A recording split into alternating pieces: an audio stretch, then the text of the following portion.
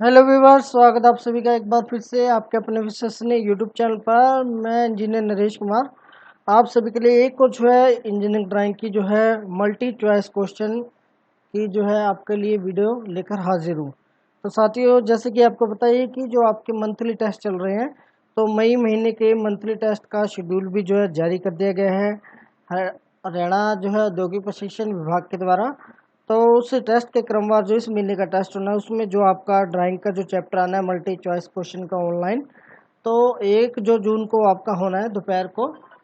तो उसी के रिगार्डिंग जो हम आज ये वीडियो लेकर आए हैं, तो सभी छात्र इस वीडियो को में जितने भी हम क्वेश्चन यहाँ पर सोल्व करने वाले हैं, तो इसको अच्छे से जो है आप कर लीजिएगा, ताकि जो है आपको आने वाले एग्जाम में किसी भी तरह की कोई दिक्कत ना आए और आप अच्छे नंबर जो है मंथली टेस्ट में लेकर आए। तो चलिए साथियों, और एक भी बात कहना चाहेंगे, अगर आप हमारे चैनल पर पहली बार आए हैं, अभी तक आपने हमारे चैनल को सब्सक्राइब नहीं किया तो कर लीजिए, ताकि आगे भी जो है आप इसी तरह की ड्राइंग की वीडियोस हमारे चैनल के द्वारा प्राप्त कर पाएँ और अपने जो है आने वाले एग्ज़ाम की भी तैयारी हमारे चैनल के द्वारा कर पाएँ और अच्छे नंबरों से पास हों। तो साथियों, जो आपकी बार चैप्टर आ रहा है आपका जो है 8 चैप्टर आपका पिक्टोरियल जो है ड्राइंग, पिक्टोरियल ड्राइंग का चैप्टर आएगा आपका। तो इसके अंदर जो क्वेश्चन हम शुरू करने वाले हैं, तो फर्स्ट क्वेश्चन है कि इस व्यू में घन के तीन तीन जो फेस होते हैं प्लेन के साथ असमान कोण बनाते हैं। तो अगर कोई घन है, अगर उसके तीनों फेसिस है एक्स वाई जेड, अगर तीनों के कोण अलग अलग हैं, तो वो आकृति आपकी जो है ट्राईमेट्रिक कहलाती है। तो इसका बी आंसर है। सेकंड क्वेश्चन है कि इस व्यू में घन के दो फेस प्लेन के साथ समान कोण बनाते हैं। अगर घन के साथ दो फेस के कोण अगर समान है, तो साथियों इसका जो पहला ऑप्शन है ए आएगा, यहाँ पर गलती से बी हो गया, तो ये ध्यान रखिएगा, ड्राईमेट्रिक। अगर तीनों कोण असमान है तो ट्राईमेट्रिक है, अगर दो कोण समान है तो डायमेट्रिक है। और थर्ड क्वेश्चन है, अगर तीनों कोण घन के अगर समान कोण फेस में समान बनाते हैं बिल्कुल, तो उसमें आपकी जो आकृति होगी वो आपकी आइसोमेट्रिक कहलाएगी। अगर घन में तीनों फेस के समान कोण है एक्स वाई जेड तीनों डायरेक्शन में, तो वो आपकी आइसोमेट्रिक जो है आकृति कहलाएगी। फोर्थ क्वेश्चन है कि आइसोमेट्रिक व्यू के जो है आइसोमेट्रिक एक्सिस परस्पर कितने डिग्री का कोण बनाते हैं। तो ये 120 डिग्री का जो है कोण बनता है इनके आपस में। जो ये तीन एक्सिस यहाँ पर आइसोमेट्रिक व्यू बात कर रहे थे कि तीनों कोण समान होते हैं, तो जो एक कोण होगा एक्सिस के बीच में 120, तो 12 3 36, तो 360 डिग्री का जो पूरा आपका सर्कल कंप्लीट होता है तीनों एक्सिस में। तो जो एक्सिस, तो इसका आंसर आ जाएगा 120। फिर आता है कि आइसोमेट्रिक व्यू में झुकी हुई जो लाइंस होती हैं वो हॉरिजॉन्टल के साथ कितने कोण पर बनती है, तो वो आपकी 30 डिग्री के कोण पर बनती है। फिर है कि आइसोमेट्रिक व्यू में आइसोमेट्रिक एक्सिस के समांतर खींची गई लाइन क्या कहलाती है। तो साथियों वो आपकी आइसोमेट्रिक लाइन होती है। फिर है कि जो आइसोमेट्रिक लाइन आइसोमेट्रिक व्यू के एक्सिस के एस जो समांतर नहीं होती, तो उन्हें नॉन आइसोमेट्रिक लाइन कहते हैं। अगर समांतर है तो आइसोमेट्रिक लाइन है, अगर समांतर नहीं है तो नॉन आइसोमेट्रिक जो आपकी लाइन होती है। चलिए आठवां क्वेश्चन भी हम इसका देख लेते हैं। तो आइसोमेट्रिक की जो लंबाई होती है वो बराबर होती है वास्तविक लंबाई गुना में 0.82। तो ये फार्मूला ये याद रखना आपने कि आइसोमेट्रिक जो लंबाई होती है वो वास्तविक लंबाई की गुना में 0.82 होती है इसकी वैल्यू। तो ये आपने याद रखना है। आइसोमेट्रिक प्रोजेक्शन में लाइनें खींचने के लिए डैश का प्रयोग किया जाता है। तो ये आइसोमेट्रिक स्केल का प्रयोग किया जाता है। आइसोमेट्रिक प्रोजेक्शन में आइसोमेट्रिक लाइन खींचने के लिए आइसोमेट्रिक स्केल का प्रयोग किया जाता है।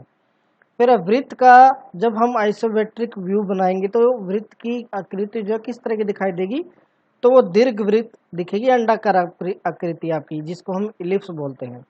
तो जब भी हम आइसोमेट्रिक व्यू में वृत्त बनाते हैं तो वो अंडाकार आकृति में बदल जाता है। इसी तरह से एक वर्ग जब आइसोमेट्रिक में हम बनाते हैं तो वो समचतुर्भुज में जो है बदल जाता है। तो ये ध्यान रखना आपने। फिर है एक आयत का जब हम बनाएंगे आइसोमेट्रिक में, तो वो समांतर चतुर्भुज की आकृति ले लेता है। तो वृत्त का आपका दीर्घवृत्त रहेगा, वर्ग का आपका समचतुर्भुज और आयत का आपका समांतर चतुर्भुज।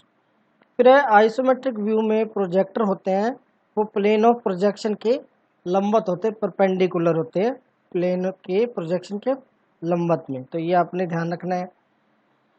फिर है आपका कि जो ये चित्र दिया गया है इस व्यू को पहचानना है। तो इसके 3 एक्सिस है साथियों, ये देखिए, एक तो ये 90 डिग्री पर जा रहा है, एक आपका राइट साइड में जा रहा है एक्सिस, और एक आपका ये लेफ्ट में जा रहा है जहाँ पर आपको कर्सर दिखाई दे रहा है माउस का। तो ये देखिए, एक ये वाला राइट साइड में, एक ये लेफ्ट में जा रही है लाइन, और एक 90 डिग्री पर ऊपर। तो ये जब तीनों एक्सिस जो हमने यहाँ पर बात की थी कि तीनों एक्सिस के बीच में जो कोण होता है कितना होता है, तो यहाँ पर जो है एक एक्सिस के बीच में यहाँ पर 120 डिग्री होता है, टोटल पूरा आपका जो है 360 डिग्री होता है। तो ये जो व्यू है आपका आइसोमेट्रिक व्यू है, और इसकी आधार से जो है रेखा होती है आपकी 30 डिग्री पर। तो ये जो व्यू होगा आपका आइसोमेट्रिक व्यू कहलाता है। तो ये आइसोमेट्रिक व्यू इसका आंसर हो चुका है। इसी तरीके से फिर है ओब्लिक व्यू में एक फेस होता है, तो ओब्लिक में जो है प्लेन और प्रोजेक्शन की जो है समांतर रहता है। और फिर है ओब्लिक व्यू में झुकी हुई लाइनों को क्या कहते हैं, रिसीडिंग लाइन, उनको जो है बोला जाता है रिसीडिंग लाइन। चलिए नेक्स्ट क्वेश्चन चलते हैं हम कि ओब्लिक व्यू में रिसीडिंग लाइन किस कोण पर जो है झुकी होती है, तो ये 45 पर झुकी होती है और एक आधार पर रहती है। और जो है आइसोमेट्रिक में 30 डिग्री हमने आपको बताया था। फिर है कवालियर जो प्रोजेक्शन में प्रिंसिपल फेस की लाइनें और रिसीडिंग लाइनों की लंबाई की में कितना अनुपात रहता है, 1 अनुपात जो है 1 रहता है आपका। और जो है कैबिनेट प्रोजेक्शन में जो प्रिंसिपल फेस लाइनों और रिसीडिंग लाइनों में अनुपात जो आपका 1 अनुपात 2 रहेगा। क्वालियर में 1:1 का रहेगा और कैबिनेट में 1 अनुपात 2 का। तो काफ़ी इम्पोर्टेंट जो है साथियों ये आपका चैप्टर है, इसी में से लगभग आपके 4 या 5 क्वेश्चन इसी में से ही आपके बनते हैं। जो आपका इस महीने आपका जो ऑनलाइन एग्ज़ाम होना है 1 जून को, तो इसको अच्छे से तैयार कर लीजिएगा। फिर 20वां क्वेश्चन है, जैसे अभी पहले एक हमने डायग्राम दिखाया था आपको, ये ऊपर वाला देखिए, जो ये वाला, तो ये वाला था आपका आइसोमेट्रिक। और दूसरा अब ये जो एक और डायग्राम यहाँ पर दिखाया गया है, तो इसमें पूछा गया कि दिखाए गए व्यू को पहचाने। तो ये आपका ओब्लिक व्यू है। तो ओब्लिक व्यू में जो है यहाँ पर ये देखिए 17वां क्वेश्चन था कि ओब्लिक व्यू में रिसीडिंग लाइन किस कोण पर झुकी होती है, 45 पर। तो जो ये वाली लाइन जा रही है, यहाँ पर आपको एरो दिखाई दे रहा होगा मेरा माउस का, तो ये आपके रिसीडिंग लाइन है और ये 45 डिग्री पर है। और एक जो इसकी लाइन है 180 पर है आधार से, और जो एक लाइन रिसीडिंग लाइन जा रही है ये आपकी 45 डिग्री पर है। तो इसको हम ऑब्लिक व्यू बोलेंगे। अब जो है आपका आइसोमेट्रिक व्यू होता है आपका, तो ये 3 डायमेंशनल व्यू होता है, 3D व्यू बोलते हैं इसको, इसलिए 3D 3 आयामी व्यू होता है। तो 3D हो गया dimension view, 3rd dimensional view, 3 view दिखाई देंगे इसमें। तो इसके लंबाई चौड़ाई ऊंचाई ये 3 व्यू होते हैं आपके, तो तीनों को ही हम बनाते हैं। फिर आपका लास्ट क्वेश्चन इस चैप्टर में पिक्टोरियल व्यू में ऑब्लिक व्यू किस में बनता है, एक सतह HP के लंबवत होती है तथा VP के जो है समांतर रहती है। तो ये आपने ध्यान रखना है कि एक सतह तो इसकी हॉरिजॉन्टल प्लेन HP होता है, हॉरिजॉन्टल प्लेन के लंबवत, तथा VP होता है वर्टिकल प्लेन के समांतर होती है। तो इस चैप्टर के हमने यहाँ नीचे आपको आंसर भी दिखाई दे जाएंगे। तो साथियों इस चैप्टर की जो हमने बताया है, तो इसको आपने सभी क्वेश्चंस को अच्छे से जो है तैयार कर लेना है, क्योंकि 5 क्वेश्चंस तो इसमें से आने ही आने हैं आपके 100%। तो अपने नंबर अच्छे कर लीजिए।